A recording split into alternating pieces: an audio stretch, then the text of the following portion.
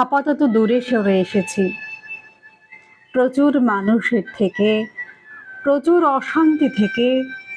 আপাতত কথা বলতে চাইছি না কারোর সাথে।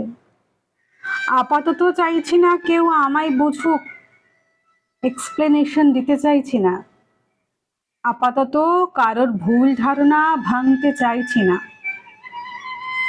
মিথ্যে শুনতে চাইছি না, বাহানা চাইছি না, অবহেলা চাইছি না। যেখান যেখান থেকে আঘাত পেয়েছি সেসব জায়গায় ঘুরে তাকাতেও চাইছি না। আপাতত নতুন করে বিশ্বাস করতে চাইছি না, ভরসা করতে চাইছি না।